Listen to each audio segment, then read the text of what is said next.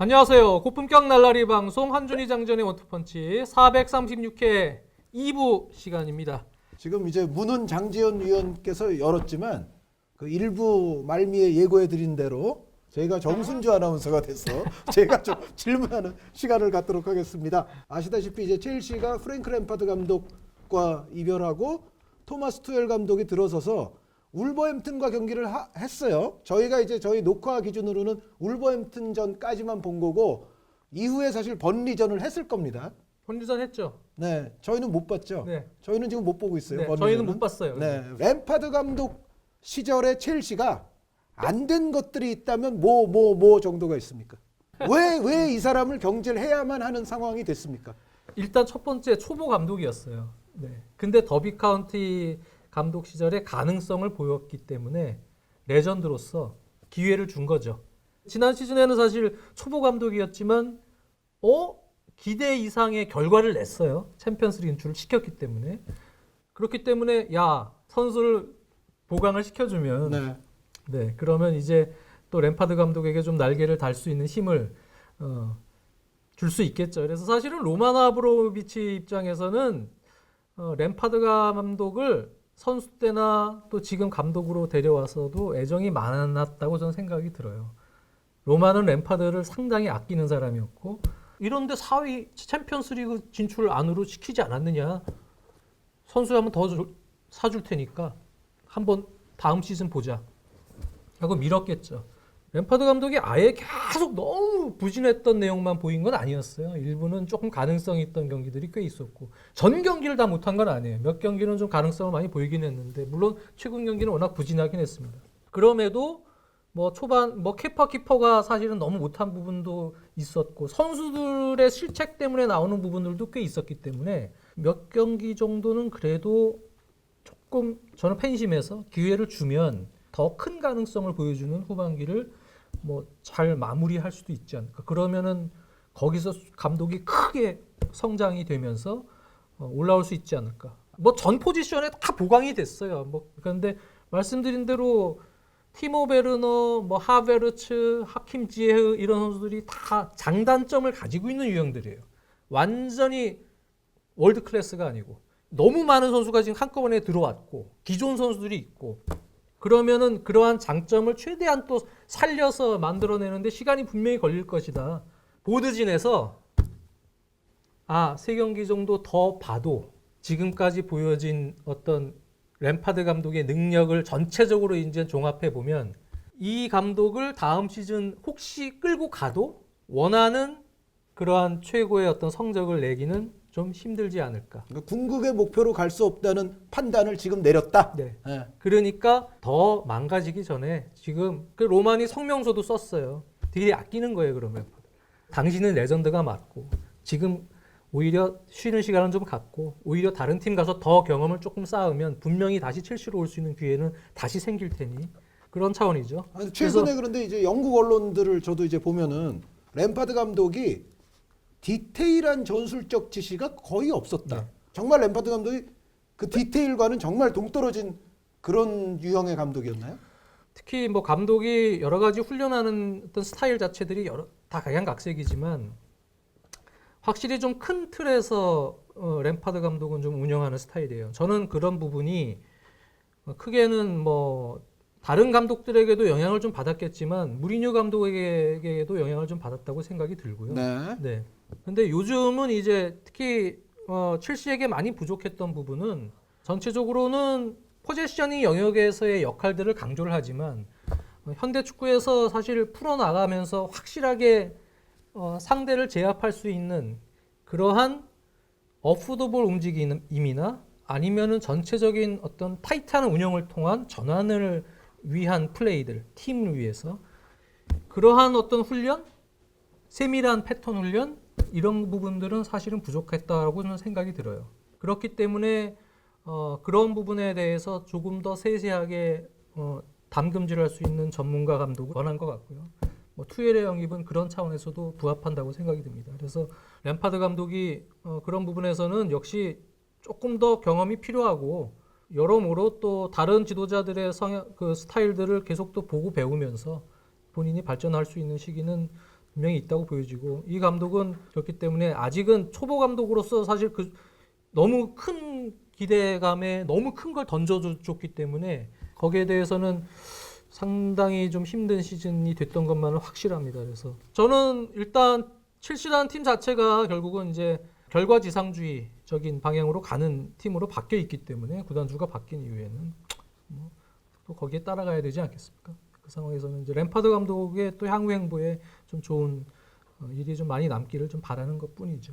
네. 자, 그러면 이제 램파드 감독 얘기는 여기까지 하고 투엘 감독 울버햄튼전 첫 경기 그 울버햄튼전의 어떤 감상 내지는 그 어떤 전술에 대한 어떤 평가 뭐 이런 걸 한번 들려주시죠. 뭐 하루 훈련했는데 네. 투엘 감독이 경기 끝나고도 인터뷰에서 얘기했듯이 선수들이 상당히 자신이 요구했던 부분을 거의 뭐 완벽하게 소화해줬다라는 뉘앙스의 얘기를 했어요. 그 안에는 이 투엘 감독을 잘 알고 있는 선수들이 중심을 잡아줬기 때문에 옛 제자들이 몇 명 또 있죠. 네, 네. 티아고 실바가 기본적으로 3백에서 중심을 잡아줬고 또 여러 언론 기사에서 오도이 선수에 대해서도 투엘 감독이 또 많은 언급을 했죠. 네, 이 선수는 뭐 중앙 미드필더로도 뛸 수 있다. 뭐 그만큼 이제 좀 애착을 가는 이 감독이 약간 마니아틱하잖아요. 네. 그러다 보니까 약간의 좀 그 호불호. 네. 네, 좀 좋아하는- 인간 관계나 이런 거는 그쵸. 약간 문제가 좋아하는 건 생기죠. 엄청 좋아하고 네. 네.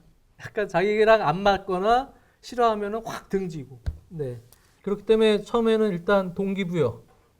오도이는 느꼈을 거예요. 아, 이 감독이 날 좋아하는구나. 무지 잘해야겠다. 윙백 수비도 열심히 하더라고요.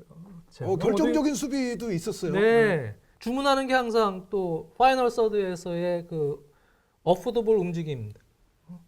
아주 타이트한 운영을 항상 강조하는 감독이에요. 이 감독은 뭐 어떤 팀을 가든 공을 중심으로 공이 있을 때 없을 때 없을 때는 바로 또 팀 압박을 해서 쫙라 그런 간격 유지와도 이제 일맥상통하는 부분이고 공이 있을 때는 움직여라 쫙라 포지션에 구애받지 말고 또 전체적으로 오프더볼 무브먼트를 상당히 강조하기 때문에 그런 상황에서는 약간 포지션 영역에서 숫자 싸움을 강조하는 램파드 감독하는 또 램파드 감독은 그러다 보니까 전체적으로 안정된 플레이에서 센터백 빌드업이다 보니까 약간 더 뒤에서는 보수적인 운영을 할 수밖에 없고 공수간격은 좀 벌어지고 역시 지난 경기는 투엘 감독 색깔을 선수들이 빨리 좀 익힌 느낌이었어요. 오프더볼 움직임이 많더라고요. 거기 이제 그러다 보니까 넣어줄 수 있는 기회도 많아지고 공간 패스, 공간 활용을 할 수 있는 좁은 공간에서 그런 찬스들이 좀 많아졌다. 전체적으로는 클롭 감독과 약간 유사한 부분이 많잖아요. 또 엄밀히 얘기하면. 근데 마인츠 시절에는 뭐 엄청난 또 압박을 하면서 상대가 진짜 공격하지 못하게끔 해야 살아남았었기 때문에 그런 운영을 했지만 파리 때나 뭐 지금 첼시 때는 뭐 그런 게 기조가 되더라도 전체적으로 지배하는 운영을 하에서 경기 운영을 하려고 계획을 할 거예요. 그러다 보니까 이제 결국 파이널 서드에서 그동안 첼시가 좀 부족했던 그런 무브먼트와 파이널 패스가 연결돼서 완벽한 찬스를 만들 수 있는 그런 세밀한 부분 전술, 패턴 플레이 이런 것들이 훈련 중에도 뭐 첫날 그 훈련 저녁 훈련을 한 거를 제가 슬쩍 영상을 봤지만 선수들이 이제 이러한 시기구나라는 정도는 어느 정도 숙지된 상황에서 좋은 장면들이 좀 나왔기 때문에 바로 실전에서 프로는 이제 좀 지켜봐야겠죠. 근데 예전 램파드 감독 때보다는 확실히 선수들이 살아남아야겠다. 그리고 또 뭐 조르지뇨 같은 선수도 일단은 중용을 받는 모양새로 딱 투입이 됐잖아요. 아스필쿠에타는 원래 좋아했고 투엘이 워낙 좋아하는 선수고 그러니까 아스필쿠에타도 상당히 자신의 능력 투엘이 왜 자기를 좋아하는지를 압니다. 아스필쿠에타는 수비도 열심히 해주지만 상당히 높은 지역까지 올라갔죠. 공격 가담을 또 공간이 있을 때 먹어주고 또 조르지뉴는 조금 더 앞선에서 센터백 빌드업을 하다 보니까 뒤에 내려 쳐지는 것보다 앞에서 센터백이 밀어줄 테니 넌 나가서 조금 더 높은 위치에서 공격적인 패스 플레이 작업을 전개시켜주는 작업을 시켜줘라. 옛날에 뭐 돌트문트에서 바이글이 했던 것처럼 율리안 바이글 선수를 잘 썼던 경험이 있죠. 바이글이 횡 패스가 좋았던 선수잖아요. 좌우로. 그래서 그런 것처럼 그렇게 타이트하게 운영을 시키는 것 같아요. 그래서 지금은 이제 3백을 울버햄튼전에 썼지만 4-3-3이 됐다가 4-2-3-1 됐다가 뭐 계속 전술은 바뀔 가능성이 있습니다. 그리고 선수들도 중간중간에 계속 바뀔 겁니다. 당분간은. 왜? 이 감독은 클롭 감독하고도 유사한 부분이 많지만 오히려 상대 분석해서 그 약점 따먹는 그러한 또 운영을 적극적으로 막 하는 감독이기 때문에 전술 변화도 상당히 많습니다. 그렇기 때문에 클롭 감독보다 변화가 더 많은 감독이죠. 훨씬 많죠. 네, 그런 부분 때문에 또 선수들이 좀 경쟁 구도가 계속 형성이 되면서 이 선수 들어갔다가 또 다음에 그 선수 들어갔다가 그런 과정에서도 승률을 계속 올릴 수 있는 기본적인 철학이 뒷받침된다면 승점 차가 그렇게 많이 나지 않는 상황에서는 반등될 가능성은 상당히 높다고 보여지죠. 그래서 역시 투엘은 능력은 있어요. 네, 능력은 있고 근데 이제 문제는 그런 부분이죠. 항상 뭐 어느 구단 마인츠 시절부터 해서 항상 뭐 프론트와는 마찰이 있었으니까. 그런데 이제 그 우려하는 부분은 제 생각에는 수면 위로 노출되는 부분은 마리나 그라노스카야랑 브루스벅 회장일 텐데 두 분하고는 크게 그렇게 다투진 않을 것 같아요. 다른 팀하고는 달리. 왜냐하면 마리나 같은 경우는 투엘이랑 예전부터 계속 연계가 돼 있어서 예전에도 만나고 그랬었습니다. 투엘을 직접 가서 독일에서. 그래서 서로 미리 알고 있던 사이고 브루스벅 회장은 성향상 그렇게 싸우고 그러는 사람이 아니에요. 네. 원래 또 팀에 이렇게 관여도 많이 안 하고 감독에게 그냥 넘겨주는 스타일이기 때문에 다른 팀보다는 뭐 레오나르도 단장이나 이렇게 스타 플레이어 출신이 막 단장으로 있고 이런 팀보다는 그냥 감독에게 맡길 겁니다. 그래서 투엘은 상당히 첼시에서는 좀 편하게 감독 생활을 할 가능성이 높습니다. 네, 그래서 전체적으로 이제 그런 부분도 다 첼시에게는 투엘을 영입할 때 고려하지 않았나 그렇게 생각이 드네요. 단순하지만 중요한 질문. 첼시가 새로 데려온 선수들을 비롯해서 일단 독일 선수 내지는 독일 리그에서 넘어온 선수들 혹은 옛 제자들 티아고 실바도 제자. 네, 그런 선수들이 많은데 이 선수들의 최대치를 투엘이 끌어내줄 것을 첼시는 기대를 할 거다. 자, 가능하겠습니까? 램파드 감독은 전체적으로 선수들을 좀 믿고 신뢰하에 너는 클래스가 있으니 넌 할 수 있다 하고 던져놓는 거라면 투엘은 해봐. 아닌데 너 빼. 빠져. 왜 이렇게 못해? 와서 쪼는 스타일이에요. 투엘은. 뭐 스타 플레이에 대해서 이렇게 존중하고 이런 것보다는 못하면 아마 도태될 겁니다. 선수들도 그걸 알고 그래서 아까 처음에도 얘기했지만 선수들의 전체적인 동기부여는 상당히 긴장감이 팽배된 상황에서 램파드 시절보다는 후반기가 계속 유지가 될 가능성이 높다. 또 지금 시작이기 때문에 여기서 한번 찍히면 투엘한테 그러면 나의 첼시 생활은 이제 거의 쪽이다. 쉽지 않다.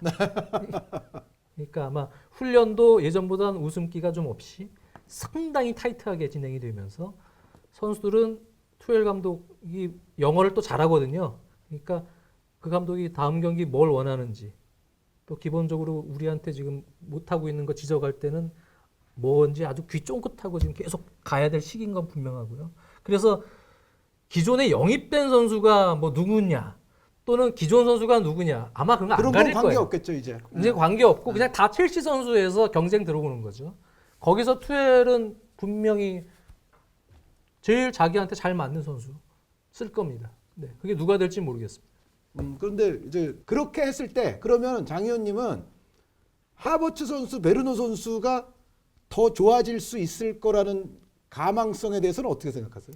베르너랑 하베르츠는 지금 리그가 바뀌어서 들어와서 공수 전환이나 뭐 템포나 이런 부분도 적응기가 분명히 필요했던 시기고 거기다가 또 첼시라는 팀에서 역할 자체를 계속 또 바꿔주면서 수행을 해야 되는 어려움이 있었어요. 최전방도 본인 시켰다가 윙포드도 시켰다가 한동안은 또 계속 초반에 중용하면서 혹사도 자기 시켜보기도 하고 하베르츠도 마찬가지입니다. 오른쪽 중앙 뭐 세컨 스트라이커 막 계속 변화를 주면서 시켰기 때문에 이 선수들은 그동안 사실 빠르게 적응할 수 있는 기회는 부족했었다고 보여지고요. 근데 이런 선수들은 뭐 장단점이 있다고는 했지만 장점이 훨씬 많은 선수들이기 때문에 결국은 주식으로 치면 그냥 우상향인 건 맞아요. 지금보다는 좋아지겠죠. 점점 좋아지고 왜? 이제는 프리미어리그에도 적응하는 시간이 속도가 빨라질 테니까. 그리고 팀 내에서 뭐 또 물론 이제 독일 같은 감독이지만 뭐 그런 걸 떠나서 첼시라는 팀 분위기나 리그에 또 감독의 성향 이런 부분에 대해서도 또 빨리 적응할 수 있는 선수들이니까. 그러니까 계속 좋아지겠죠. 계속 나아지겠죠. 그거는 앞으로 뭐 하킴 지에우도 그렇고요.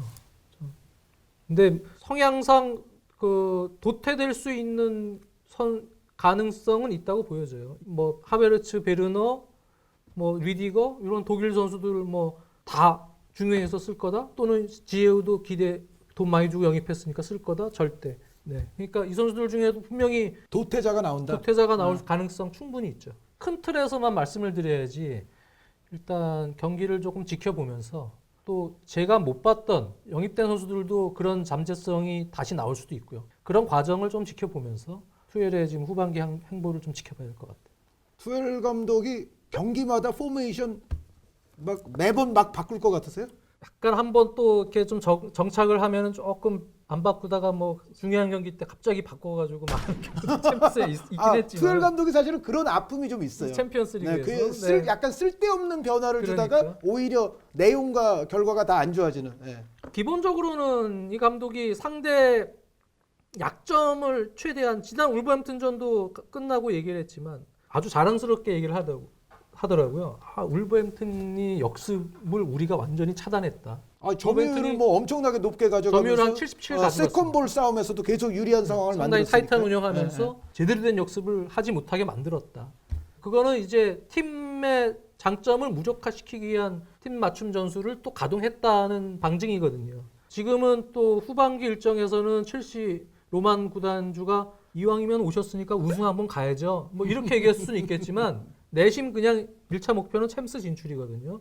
거기까지는 일단 올라가셔야죠. 이런 뉘앙스이기 때문에 성적이 중요하니까.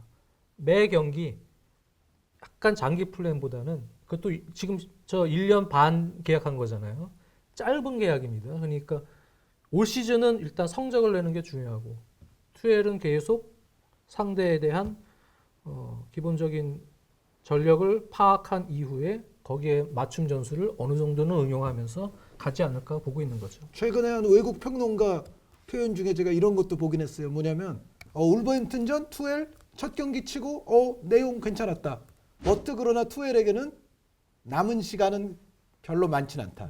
그러니까 남은 시간이 뭐 금방 이제 잘린다 그렇죠. 그 얘기가 아니라 지금 장 의원님이 말씀하신 그 부분이에요. 그러니까 이 한 경기 한 경기가 이제는 첼시가 지금 순위도 많이 내려온 상태이기 때문에 결국은 당면한 경기들을 이제 계속 이기는 페이스로 가지 않으면 좀 곤란하지 않겠느냐. 맞아요. 그러니까 내용도 좋고 뭐 전술적으로는 뭐 램파드 감독보다 분명히 뭐 두수 위고 뭐 그런 부분이 있지만 어쨌든 투엘이 울버햄튼전처럼 내용 아무리 좋아도 승점 3점을 추가하는데 계속 이제 실패하는 빈도가 초반에 늘어나면 그것도 또한 문제가 될 것이다. 이런 표현도 제가 봤거든요. 그러니까 지금 그 말씀은 역시 성적이 나야 된다라는 얘기와 이제 일맥상통하겠죠. 그렇죠. 네. 로만 구단주 부임한 이후에는 그거는 그냥 뭐 팬들은 그런 표현 쓰더라고요. 국놀이다. 그때까지는 결과 안 나면 무조건 잘리는 거예요. 번리전이 어떻게 됐을지 굉장히 궁금하네요. 저희가 번리전을 못 보고 하는 거기 때문에 네. 번리가 그래도 요즘 좀 또 반짝하고 있잖아요. 벌리야 뭐 항상 같은 패턴의 운영 성골건 축구를 하는 팀이기 때문에 역시 힘이 있죠. 네, 버티는 힘. 되게 못하는 것 같은데 이 팀이 별로네. 뭐 되게 못하는 것 같은데 크로스 한 방에 그냥 확 끝나버리는 팀이기 때문에 네, 조심하셔야죠. 어떻게 될지는 한번 결과를 보겠습니다. 네, 결과가 이미 나왔죠. 나왔습니다. 네. 어떻게 됐으려나. 네. 자, 저희가 지금 뭐 투엘 감독 부임해서 자세한 얘기를 하기는 좀 힘들고요. 이제 좀 경기를 지켜봅시다. 네, 그래서 가는 팀마다 또 약간의 스타일들이 바뀌었거든요. 선수들의 어떤 특성에 따라서. 맞아요. 파리 생제르맹에서도 포메이션 같은 것도 그러니까. 보면은 이전하고는 또 조금 네. 달라졌죠. 도르트문트 때하고는 조금 더 다르고. 네. 뭐 선수들을 약간 또 멀티적으로 쓰는 그러한 시대도 있었지만 또 그렇지 않을 때도 있고. 팀마다 또 다르기 때문에 그런 융통성은 있어요. 그래서 그렇기 때문에 고착화된 이런 스타일로 그냥 갈 거다라고 저희가 장담을 못하는 거예요. 투엘 감독 같은 경우는. 그래서 좀 경기를 지켜보겠다라는 얘기고요. 네, 앞으로 또 투엘 감독의 행보에 따라서 저희가 또 첼시에 관한 얘기 마련해보는 시간 갖도록 하겠습니다. 오늘 2부는 여기까지고요. 다음 주에는 정순주 아나운서가 복귀를 하면서 437회 조금 더 팬들에게 좀 친숙하게 다가갈 수 있는 그런 이슈로 찾아뵙도록 노력하겠습니다. 다음 회차에 뵙겠습니다. 감사합니다.